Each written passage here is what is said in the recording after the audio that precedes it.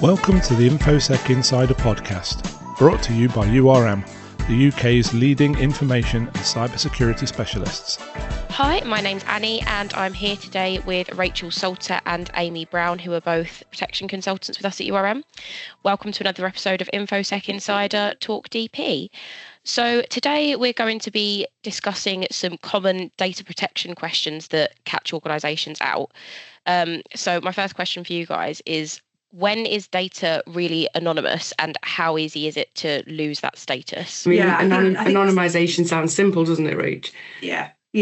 And people think it's just such an easy thing to do. You just take something out, right? And then suddenly it's anonymous. If you take someone's name out, then you can't possibly identify someone if you've removed the name, can you? No, but it can be a mix of data that if it's combined together, then just because of no name, job title and location can identify someone, especially if you're in like a small team and there's only one person with that job title, and people will instantly know who they are.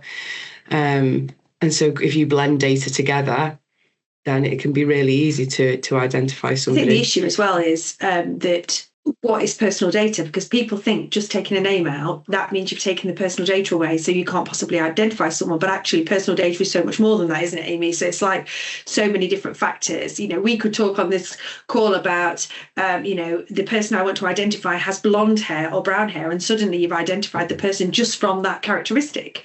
You don't have to say whether they're male or female. And so it's all about a number of different factors that together may not say anyone's name, date of birth, telephone number or email address, but you could identify who we're talking about from a descriptor like how tall they are, whether they're male or female, whether they've got brown or blonde hair, whether they've got curly or straight hair, whether they wear glasses or they don't. So, what is personal data? Because that comes back to how easy it is to anonymise something. And obviously, one of the big things to understand as well is around the re-identification of somebody, because this is happening quite a bit, certainly with some of our clients, where we may redact documentation for them and they'll read through it to proofread, and they go, oh, well, we can still tell you that is because we know all of this as well already within the business. So this is around putting your different data sets back together again to re-identify someone. So it can become quite difficult to actually completely anonymize something, because you don't know what someone else already knows and how they are potentially able to re-identify. And the most important thing to know about re-identification is that it's actually an offence under Section 171 of the Data Protection Act. And it used to be the old Section 56 of the old Data Protection Act. So it's always been a problem to re-identify someone. It's actually an offence, but I know it happens. I've seen clients and organisations read documents, go, oh, I can tell you who this is. I know who this person is because they've added one data set to another data set and use those identifiable factors, put them together to be able to identify the person who's been anonymised. So you've got to be really careful with this. I also think the understanding between anonymising data and the hardest word to say in data protection, pseudonymisation, is that right? Pseudonymisation, yeah. The difference between those two, I think, often captures people out as well, doesn't it, Rachel? Because they think they've anonymised data, but because they've put a key or a reference or something so that they can later re-identify that person, they think they've done it right, but actually they've done one, not the other, and they can get confused, which can then cause problems like the re-identification that you've just been speaking about. Yeah, it is a problem. And people think as well, like Aimee just said, that pseudonymisation is enough. And trying to explain what that actually is, what it means. I go, well, if you change someone's name for a reference number, then surely you've completely anonymised it. Well, not really, because that reference number is attached to a person somewhere. Somebody knows who. If you change Rachael Salter to be 12345, somebody somewhere knows that Rachael Salter is 12345. So you're never completely anonymised, are you? Until you've stripped out everything, and it's really hard because, like I said, you don't always know what other people know about someone that they could then add to something you've already anonymised to re-identify them. So it's quite tricky. People think it's just read a document, take the name Rachael out everywhere it is, take the black marker to it, take all the names out, done. But it is so much more complex than that. And the other thing is, it's not static, is it? So if you did that 12 months ago, that might be anonymous at that time, but as new data comes in, then actually that's no longer anonymous because of new data, new tools, new whatever you've had coming in can actually then undo the work you did a year ago. And so it doesn't stay the same. When we're teaching people, I mean, we do a day's intro to difficult DSARs, and we have quite a big uptake on that because this is such a big area for people learning how to do redaction and sanitizing documentation, anonymizing their documents. And so we get a lot of questions around this, and it's quite hard to get it across to people. I share a document in that course, and I'll get everyone on the course to redact it in their own way after doing the training, and everybody does it differently because everybody sees identifiable factors as different things. So it just shows you, as humans, when we're doing that, we're looking at it and we're thinking, well, what do we already know about this? What's the context that we need to leave in, and things like that, to be able to anonymize something. And you can bet out 7 people we've probably done it all differently. So it's not as simple as just going through something and anonymizing it by just removing a name, because there's so many other things that are important to take into consideration. So are things like voice, handwriting, CCTV, emojis, avatars, and internal gossip really personal data? Yep. Yeah. I mean, almost anything could be personal data, can't it? If it identifies a living individual directly or indirectly under the GDPR, it's personal data. So almost anything can be in the right context. Like emojis are a real funny one, aren't they, Amy? Because we put them on when we're chatting about things at work. We can put some like your head being blown up and head in your hands and the smiley face and the laughing and whatever on the emojis. Rolling but, eyes. There are emojis with different colour hair, with hats on, and we've only got to be like having this conversation and putting those emojis in, and we could potentially be talking about someone, and it could be very quick and easy to see who we're talking about from the emoji we're using.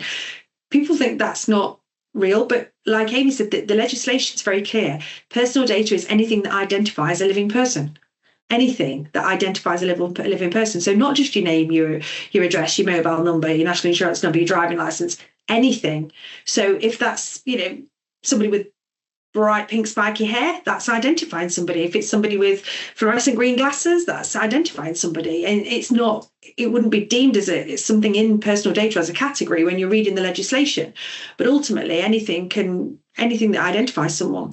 Voices, we all know, if I was listening to this recording, I'd know who all of you were from your voice. Yeah. You can't sanitize that. You can't change that. We know who you are, so I can identify that. It's handwriting, really distinctive. I can tell people's handwriting. You always know who signed something. You can tell because you recognise the patterns. It's around what you know, and this is why it's such a difficult thing. Doing DSARs and redacting documents and understanding personal data is really tricky. It's a real skill because you've got to know so much about so many things to be able to do that. Well, it's even really things of behavioural patterns as well. So even if your employee records mouse movements and keyboard strokes, that could be identifiable because of how you do it, your behavioural pattern that could then actually identify you from somebody else. As Rachel said, handwriting, I knew somebody who always put a heart above their eye. If I saw that handwriting, I would instantly know who that person was because people like to personalise things that they do. So when you're doing your handwriting, it's very, very personal to you and very identifiable. I think the behavioural patterns are the most difficult one, I really think, to look at as a redaction specialist, of how you can remove that identifier in some of the data that you get. It's really difficult. And gossip's a difficult one because if gossip happens in the work kitchen and it's spoken about, so it'll be different to gossip that's being typed in a Teams chat or an email. Amy and I are very much of the opinion that if it's not written down, it didn't happen, right? Because there's no evidence of that unless someone's recording you speaking, something like a body-worn video or some sort of audio recording, maybe on your iPhone or something like that, doing a voice memo. So gossip being written down, you're talking about someone. When we're doing subject access requests, often people will say, well, that's just my opinion about someone. Well, is that about someone else? Well, yeah, well, then that's data pertaining to that person. So it suddenly becomes their information. And I think a lot of individuals don't realise, they think if they talk about someone, that's them talking about them. So it doesn't matter, it doesn't count, but it does. If that information that you're talking about identifies someone, then it becomes that person's information. So I think a lot of this, CCTV is another one in the workplace as well, and body worn video, that's, a big issue. Any cameras that are recording, when you come in and out of a building, and the security door camera catches you going in and out, that's personal data belonging to the person coming in and out of the building. But I don't think... even if their faces are blurred off, isn't it? Because it could be clothes or something that shoes, that person wears all the time, uniform, or as you said, hair, their behaviour, the way they walk, they could have, a limp or something like that would then identify them. So not just removing the face doesn't necessarily remove the identifiable content. Yeah, the way people walk is quite distinctive. So you can often just go, I can tell who that is, because you just know that walk, and people's shoes and clothing, like I say, their fashions, you know who they were if you took their face out. Even their body shape and the way they hold themselves is becomes quite obvious when you're looking at CCTV. I mean, I know you've spent a lot of time, haven't you, Aimee, doing redaction of CCTV for a number of police forces. And it's very quick. Once you know the shape of someone, you can recognise them immediately in CCTV footage. So, yeah, all of those things can be at some point, not always, but can at some point be personal data pertaining to somebody. That's what's tricky about it, because, again, it's around what else you know. You need to know how somebody walked, or what shoes they wore, or their body demeanour and the way they move themselves. You'd need to know maybe some of the factors. If you'd never seen that person before and their face is blurred out, then you probably wouldn't know who they were. Yeah. So, again, it's all down to what do you already know. So the situation can be dictated to that, can't it? So some of the stuff I've done for the police is CCTV that's on the street. And so the data subject, they don't know who that was walking past. They wouldn't know the walk. They wouldn't know, any of the date, the clothes or anything like that identified them. But then I've also done stuff for a warehouse where it was fellow employees, it was colleagues that person was getting the data for. Yes, the faces are blurred out, but yes, they could tell from, as Rachel said, the body shape or the clothes they wear, who that individual is, because it's a much closer environment that they're more likely to know. So it depends on the scenario as to where that video footage is coming from. And we just mentioned as well around like Teams chats. I think certainly in our experience, I'm sure Aimee will back me up on this, the amount of things that end up in Teams chats that isn't professional, is perhaps about someone or something around someone, because individuals get a little bit complacent in the workplace and they see their teams as just a DM. In this era, we're all using DMs, aren't we? We're all using some sort of messaging to someone, rather than picking up the phone and chatting. We don't do that anymore. We're all just typing messages to each other, whether it's through WhatsApp or Facebook Messenger or Teams chat or whatever. And I think, certainly in my experience, and Aimee's as well probably, when we're doing subject access requests for clients, the amount of information that's held in the Teams channels where people have forgotten that they are supposed to be being professional, that they're in the workplace on work time, and they're potentially having conversations around things that are perhaps not correct or not right, but it happens. People relax into themselves and start to use it as their own. What are you doing this weekend? Have you had a lovely weekend away? We all do that. The niceties around that. But then it's so easy to get into, I can't go to lunch today because my boss is being a bit of a monster today, and I've got this to do. And before you know it, you start to say things about someone else, and you maybe said something that's unkind. It might be kind, it might be unkind, it might not be very professional, but you're ultimately identifying someone from the things that you're saying. And it's a real big no-no. You've got to be really careful to not let that scope creep and keep it professional on those channels. We get it a lot, don't we, Aimee? Yeah. And just because they don't say the name doesn't mean that the data subject who's asking for that information doesn't know that those conversations are likely to have happened. So if they turn around in their request and specify, I want all the chats and emails from these people, then you're more likely to find that content in those chats. So it's not necessarily that it will just disappear because you've not said their name. Yeah. People think if you don't write the name down on something as well, that it doesn't, if you're writing notes in you may be having a meeting and you're writing some notes, just because you've not written down the person's name, the notes you've written might identify someone from what you've written. So you've got to be really careful about that.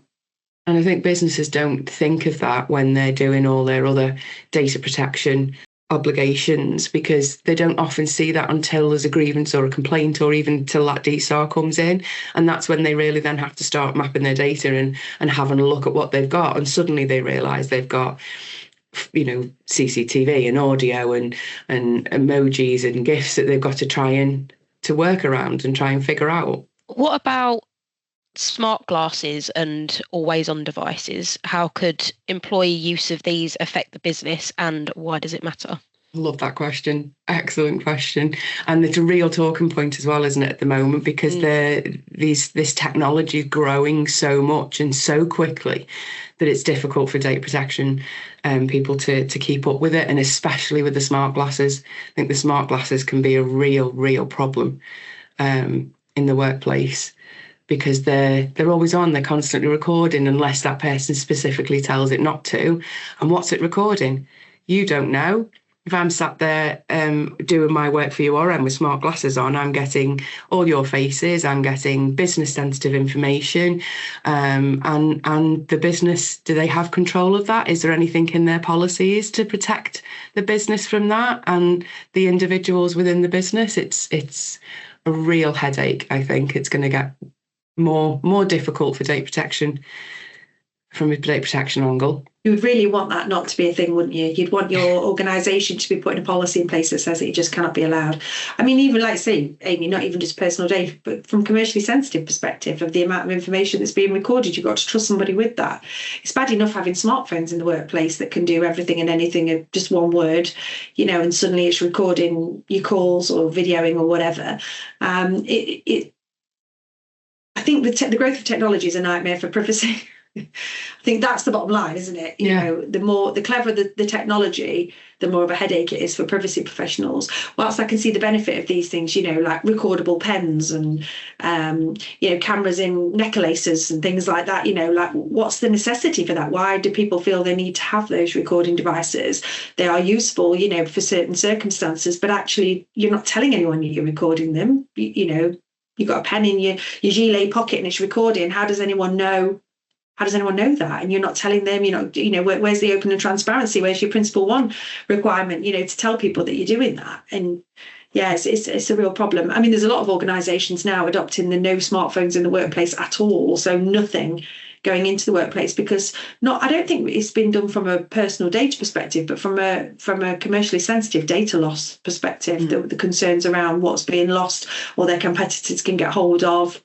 Because all of this information is great until someone leaves your organisation, they're unhappy with you and they share it with someone else.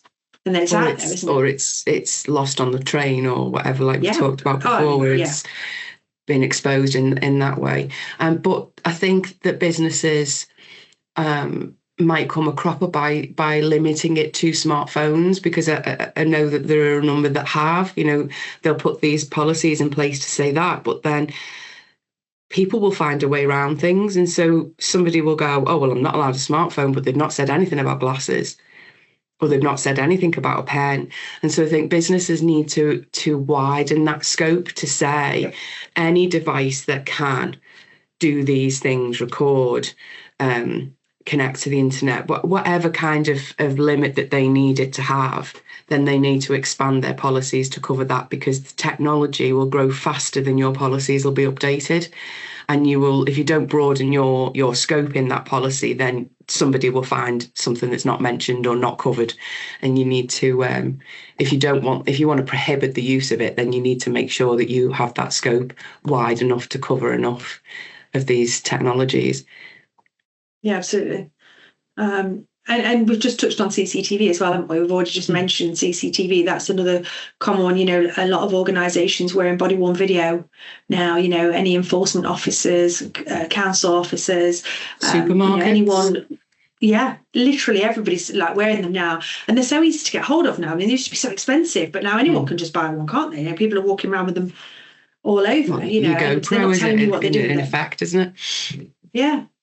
Yeah, it's a bit scary, really. I mean, people say they're wearing them and recording for their own protection, but protection from what? And what are they doing with what they've got on there? They could capture all sorts of things. It's a bit like the old Ring doorbell, isn't it? Like you Ring doorbell's there to tell you who's at the front door, but actually 99% of the time it's recording everybody else who's not at your door. That's why the police use them so much in investigations, because they capture everything. So it's a tricky one, isn't it?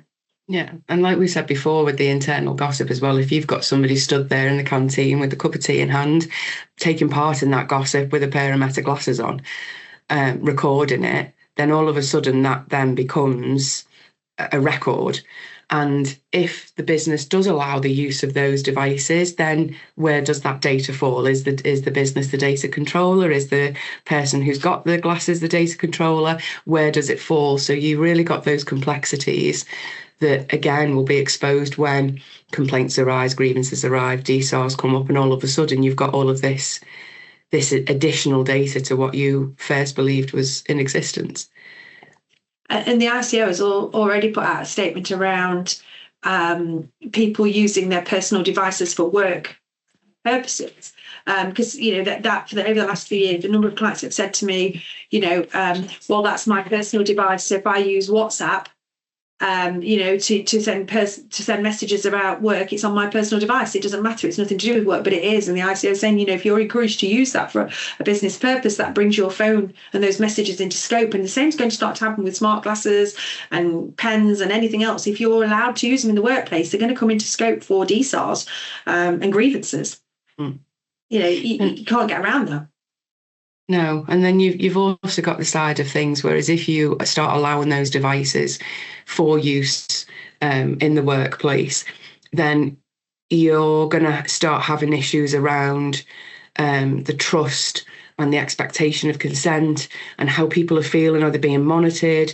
Is it surveillance? You've then got that from your staff. If some are allowed to use it, say you've got a facilities manager who goes out and looks at repairs needed in buildings, or you're in housing and they're going around the houses using these smart glasses because it's easier and it's convenient and it's great. But then are you going to affect the trust with your staff, with that person walking around like that? Are they going to feel like they're being surveyed? And so I think you really have to have good training in place so that everybody knows, have open and honest conversations about the use of these devices so that you can alleviate the concerns that people have about them being used, and just really be aware of what's happening within your business if you are going to allow them to be used. It is a real issue because I think when you start, where's the fine line between monitoring you at the workplace when you're doing that as well? Because obviously there are policies and procedures around monitoring your staff and what's acceptable and what isn't. If you've suddenly somebody walking around the business with glasses on, recording everything, and everybody's going to start to feel a little bit twitchy, and that's going to make people concerned about what you're actually capturing, what you're doing with it. Everyone's going to be nervous. No one can be themselves. Everyone's going to be nervous about talking openly. It's not going to be a very pleasant workplace, is it? It's going to make people really anxious.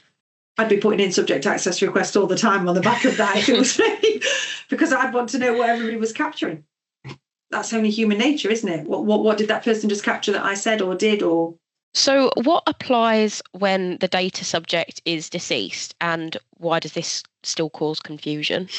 Oh, I've only had I've had a query like this from one of our clients last month, actually. It's quite frequent, isn't it, in some of the sectors like housing and health. It's quite a frequent one, really. And as we all know, the GDPR doesn't apply to deceased individuals. It's only a living individual, identifiable individual. But that doesn't mean that you can just give away the data willy-nilly because the person's deceased. Yeah, there are still rules around it, aren't there, Aimee? And let's say, it's certainly in the housing sector, I've come across this a number of times where, an elderly resident has passed away in a tenanted flat, and their son or daughter wants to get access to all their information and they think they can just have it. And we say, well, obviously the GDPR doesn't apply here because the person's deceased, so you can't put in a DSAR for it because it doesn't apply to the legislation. So they then just expect, well, it doesn't cover them, so that must mean I can just have it. And obviously you've still got obligations, haven't you, in terms of keeping that data safe and secure. And some of it could be quite sensitive. There could be things in there that person would never want their son or daughter to see or hear or whatever, and it's done on a, sort of a case-by-case basis as to what sort of application you should be making to get that data. Certainly in my experience previously in the police, the number of requests using DSARs for people who were deceased in custody, that was quite a common one.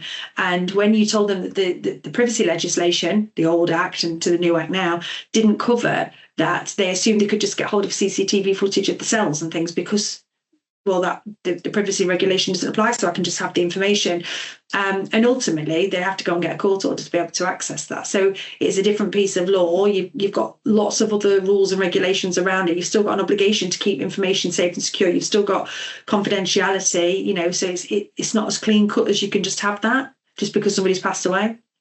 But we get them a lot, don't we, Aimee? Here now, with people that have passed away. And I'd also say it also goes the other way. You've either got people who go, well, they're no longer with us, so we can be able to release the information, or I should be able to have all of that information. But you've also got the other side where they completely shut the gate on any disclosure of any type. And that's not right either, because in some situations there can be a limited disclosure. And if they've gone through the right legal channels, as you say, like a court order or through estate management or something like that, then yes, they can have a limited disclosure. So it's about making sure that you've got the right channel that request is going through, and that you're actually giving the right information, which is where it can again get tricky for people who've not had that experience. And I guess as well, it's a risk-based decision, isn't it? Because, you may hold some data that actually there's no risk to sharing it. So you can take a view on, well, actually, this person's lost their parent, and this bit of information we hold on them is not that. It's not sensitive. It's not, but it might mean something to them. So, you're able, we make those decisions with people that are alive. So we can still make those decisions when people are deceased, around, well, what is the risk if I do share this? Is there an exemption to say I can't share it, or can I share it just because it's not a high risk and there's no fundamental issue to the data subject if I do share it? So it's a case-by-case basis, isn't it? And if you've not got another piece of legislation, you can take an individual view. And that's why subject access requests and disclosure officers, anyone who works in those environments, they've taken time to consider. It's a real skill to consider whether you should or shouldn't be releasing something. It's not something you learn overnight, and you make risk-based decisions all the time around the data that you hold about someone dead or alive.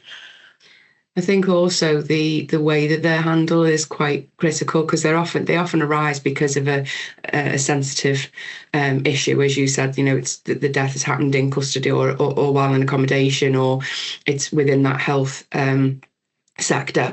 And so if you deal with that in the right sensitive way, and yes, okay, you might be saying no to them, but if you say no to them in the right way, then you're not going to have pushback from that. You're not going to escalate into complaints or damage to your reputation because they put all over social media that you're being like this, or if you're giving clear explanation and appropriate signposts, tell them where they can go to try and get that information, give them the right places and the right routes that they can take to really handle it carefully and ensure that you're doing it sensitively to the relatives or whoever's needing that data. Yeah, I agree. I think a lot of it, Aimee, is where they literally just go, oh, well, that person's deceased, so we don't have to do this under a DSI. They just shut it down. And that's just really frustrating for the family. And then, like you say, signposting them, helping them, supporting them, and saying, okay, well, we can't give you under GDPR. However, if you had a safeguarding concern, or you wanted to take it through here, or there was some other issues, or, if someone may be in an elderly person's home, for example, it may well be that you've got the local authority to look at it for you, so there are always going to be channels. If you're entitled to see it, it's always going to be a correct channel to find it. It's just not, it's not going to be an Article 15 subject access request. You can't use that. So why would you guys say data redaction still goes so wrong so often? Using the wrong tools, or not using the tools that you've got correctly, I think is the biggest one. And not being trained properly. Yeah. It's all great having an automated system that will remove names and things for you, but if your team don't truly understand personal data and don't truly understand disclosure and understand context and read it in the wider sense, if you've not trained them to do that, they could be your biggest risk. Yeah, absolutely. I mean, one of the biggest, most frequent examples is spreadsheets, isn't it? How many times have the ICO put enforcement or fines in place because a spreadsheet's been sent out where the data's just been hidden, rather than a copy made of the spreadsheet, deleted the data that isn't the third parties, then PDF'd it so it can't be amended or changed, and then any further redactions added. Instead, they just hide the data that they think they can hide and save it and send it on, and then all of a sudden you've got a data breach. I think that's the biggest one. But another one that I have seen is where somebody's used Word and just put black boxes on, Well, they're removable. And you've got AI tools out there now, scarily, that actually do that, can try and do that for you. If you've not done your redaction properly, you've got weak technical redaction, then these AI tools or OCRs are going to be able to remove that and lift it. And we've seen a high profile case quite recently in the news where that's actually been done. But that's been happening for years, hasn't it? I mean, even pre these electronic solutions, these tools, back in my day, 20 years ago, you printed out a document and used a black marker. You put a marker through something and you thought, that's fine now. I've put the marker through the name Rachel, I can send this out.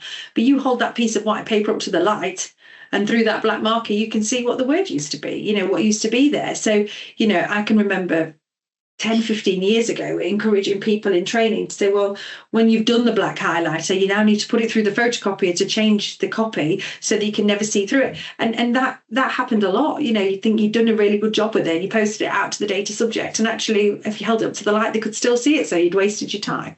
And you've got yourself a data breach and probably a lot of contentious issues as well, and some complaints in the bag. So, yeah, I think training's an issue. People and training, making sure you invest in good training, and like I say, when URM do the day's DSAR course, we get a really good uptake on those, and we have some really interesting debates around what stays in and what goes out of certain example documents. It's really interesting, and we hope that at the end of that session, we've given the people that have attended that course the tools to do a better job, to challenge, to think, to question their own work. Aimee and I, we have often shared documents with each other and said, check my work. I want you just to read this. This one's difficult, because we've read it, redacted it, thought about it a bit, gone back to it, changed it. And sometimes it's a bit like when you're in an exam, your gut instinct is your gut instinct, and you pick the answer, and then you start to double check yourself, think, oh, I'm starting to doubt whether that's right. So there's nothing wrong with sharing a document with a colleague and saying, just read that in context, read that and tell me what you think. Would you do anything different? There's no harm in doing that, because you'll often find 9 times out of 10 we'll do something slightly different. And then if we can have that debate around why, well, why would you take that out? Well, why did you leave that in? And we'll have those conversations around it. And sometimes a second pair of eyes, they don't know anything, so they may know no context to this DSAR, so they're reading it completely blind, whereas the person doing the DSAR probably knows a lot more background and understands more context, so is making different assumptions. So that's always an interesting point too, what you do and don't already know, because the person reading it probably knows more than you think they know. They've asked for a DSAR, so they know something exists, right? So, when you're redacting it, they may already start to know what's in there because they already know some context. Yeah, absolutely. I think any redaction specialist or disclosure officer who stops questioning themselves when they're doing any of these it needs to go back to the drawing board and have a think, because you've got to constantly, as we've said many times, case by case. Just because you've done redactions one way one time doesn't mean you're going to do it the same way the next time. Every single one is going to be different, and you always need to be checking yourself and then getting other people to check if you're really in doubt. Because that's the best way to do it, really, I think. And then also your tools. I mean, one of the biggest ones is people think they've got Adobe so that they can redact, but it's only certain levels. So if you've got the free one, then you can only put a box on and that can be removed. So it's just as bad as Word. Where if you've got the Pro one, then you can actually remove that data and it is a permanent redaction. So if you've got a software solution in place that you think is right, then test it. Do a test document, do your redactions, stick it through AI, go and get somebody who knows a little bit. You don't even really need to be a specialist to use AI to get rid of the redactions, but just test your solution to make sure that it is secure and the redactions are permanent. And then you're not going to put yourselves at risk. And also as well, be careful when someone puts in a secondary DSAR, because if you've already done one for them, be careful your documents don't overlap. It's like Aimee said, just because you redacted it one way on Monday doesn't mean you're going to redact it a different way in a week's time. So be very careful around that, because and we've all done that. We've all sat and doubted stuff. I've sat and redacted something 3 or 4 times and thought, I'm not happy with this. I'm not happy, and had to get a second pair of eyes to review it. There's nothing wrong in that. So tools are an issue, people can be an issue, lack of training. So we still, like I say, the fact that we still get such a big uptake on our DSAR course tells me that people are still wanting to learn, wanting to be better at this, because it is tricky. Why is consent still one of the most misunderstood parts of data protection? Do you know, consent is a real pain. I wish people just wouldn't use it as a lawful basis for anything. It's such a nightmare. It's such a nightmare to use. I think there's still a massive common misconception around the fact that consent can be withdrawn. That is a real problem. I worked with a client many years ago who used somebody who worked for them who was very photogenic in a promotion. And this person was very happy to be part of this campaign and have posters of themselves all over and on the sides of buses and whatever, very flattered. Spent millions on promotion for their particular product, and they used consent for that. She agreed, signed a consent form, and about 12 weeks into the program and the promotion, she said, "Do you know, I really don't like that image of me. The more I look at it, I feel like I look fat." And she withdrew her consent, and it cost them something like 7 million in material because they paid for this advertising to be everywhere. Now, and I remember saying to them, why? Why would you have used consent? Why would you have not used a different lawful basis for that? Because this person's now cost you millions because they're vain and they didn't like that image of themselves in the end, or somebody must have said something to them to plant that seed and they've suddenly decided they didn't want to be part of the campaign. You've got to be prepared that if you're relying on consent, what happens when someone changes their mind around that? And capturing consent, so woolly as well still, isn't it, Aimee? In terms of how are we doing that? I can say on this call now, I'm happy for you guys to share this call with all these people. And then what happens then when I say I don't want that to happen anymore? And how can you evidence that I said that? Or if, are you making me write something down? Are you making me tick a box? What does that look like? There's so many different ways. And it can be a little bit woolly. Some organisations are stretching it a little bit in terms of how they've captured consent and how long consent's been gained for. Because that's another big one, Aimee, isn't it? In the housing sector, you get consent 5 years ago. Yeah. Is that still valid? It's not addressed regularly. It's just like that's one and done. And it can be, especially when you're in areas where there could be more sensitive reasons than the example you've just given, where it's a necessity to safety that they have to withdraw that consent because they need to be hidden. Witness protection or things like that, where they no longer can have their information out there, and so they need to withdraw that consent. Are you making it easy for them to withdraw the consent as well? Or are you making it difficult for them, especially in a vulnerable situation like that? It needs to be made easy for them to take that consent away.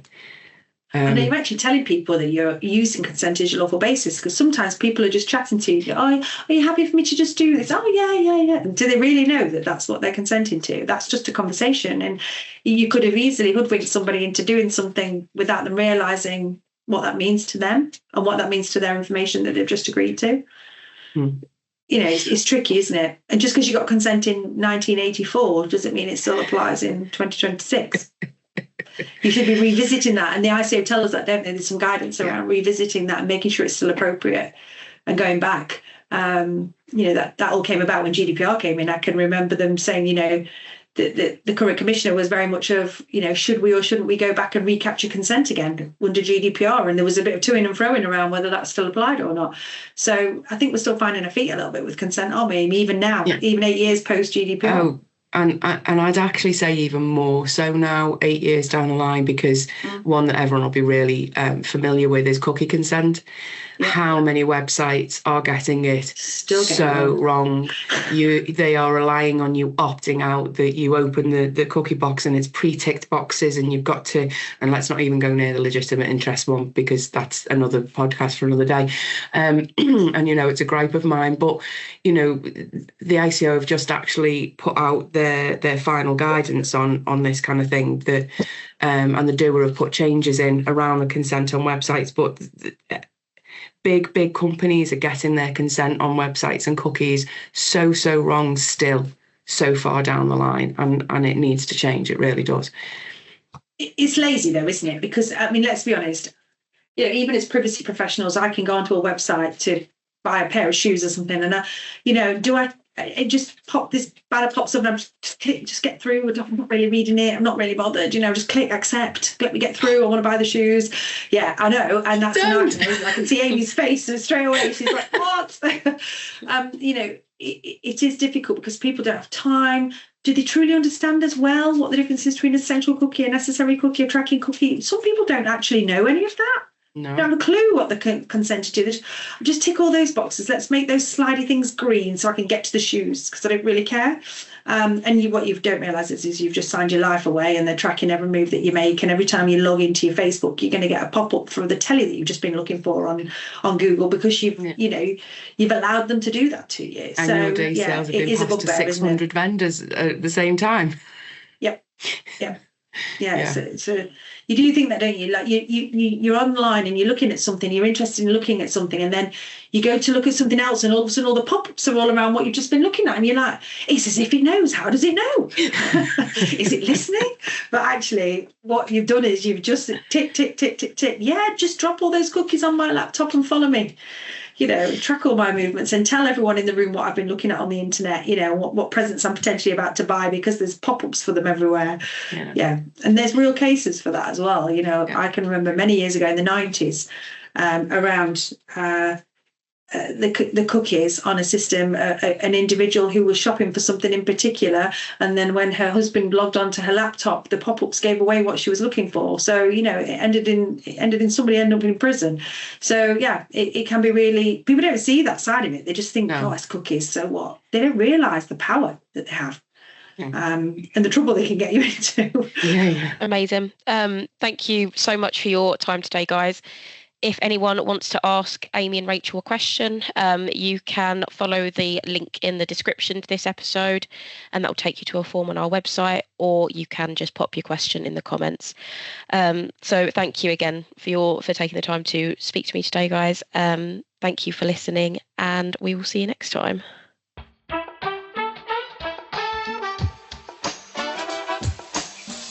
If you've enjoyed this podcast, we would really appreciate it if you could spare a moment to leave a rating or review at ratethispodcast.com/InfoSec Insider. To listen to more episodes, you can find us on Spotify, Apple Podcasts, YouTube, and Podbean. Thank you for listening to URM's InfoSec Insider podcast. For more information, visit our website at urmconsulting.com.